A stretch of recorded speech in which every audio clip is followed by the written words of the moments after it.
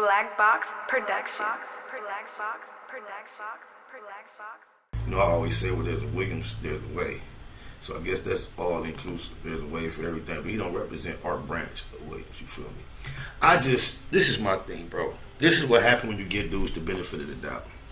Way back in the ice cream days, skateboard, whatever, whatever that. The femininity was apparent to the point where the things that that picture we just saw should not be a shock.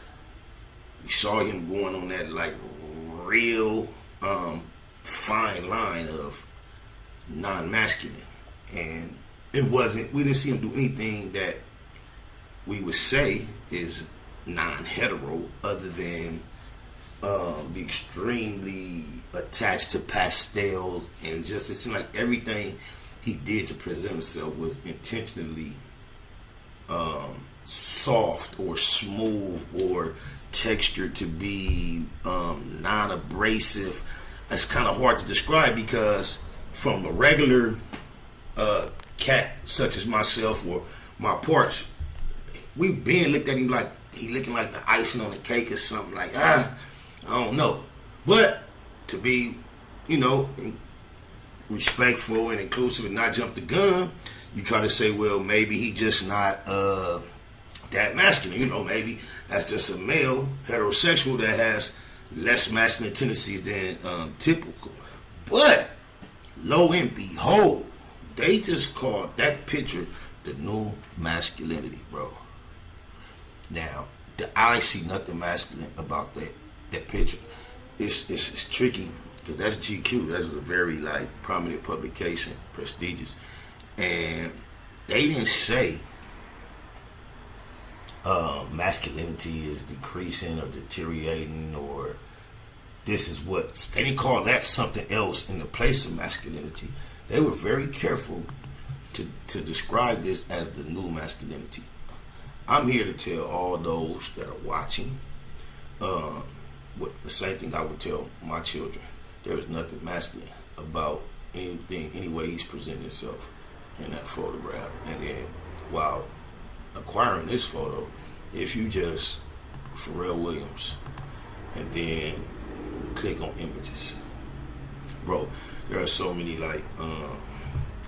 obviously extremely feminine photographs of dude that it's like I would just prefer you pick one side or the other. This right in the middle thing where you don't have to choose, you can be these unidentified, unclassified genders and sexual orientations, and with all these things blend. I think that is to the detriment of us as a people, definitely. The fibers and the sturdiness that masculinity includes are necessary. Not only are they necessary for even for when women, 100% just natural women, when they do certain things, there is a sense of firmness that is added to it. When you clean, it's elbow grease. When you go out in the garden and work, there's a firmness to it. There is a sense with these new age masculine people that have seemingly no firmness to them at all. It's like when you become a male female or a feminine male, you become more feminine than the actual women. And that's crazy. It just blows my mind. I appreciate Baymacking, and that means being about your M's at all costs. And I mean the original masculinity. When I put this M does not stand for that new masculinity.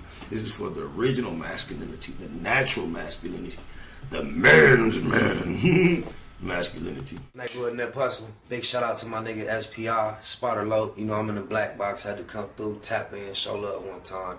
Yeah, y'all make sure y'all subscribe. Stay tuned, all that. It's the homie cook-up boss, goddammit, Cub Low. And y'all tuning in to the Wake and Bake Show with goddammit the homeboy Spider Low. Here with SPI, the realest nigga in LA. Spider this bitch! My nigga Spider Low. Spider Low, nigga. Spider Low. Spider Low. Spider Low. Spider Low. Spider Low. Spider Low, that's my nigga. Spider Low. Spider Low. Shout out to SPI, that motherfucking nigga. You You are now in the black box with the homie Spider Low, the most eastiest. Facts over feelings, keeping it a Google Plex. Feel my campaign. Spot Loke, wake and bake. Better keep it Google, nigga. Loke is in LA somewhere doing what he's doing.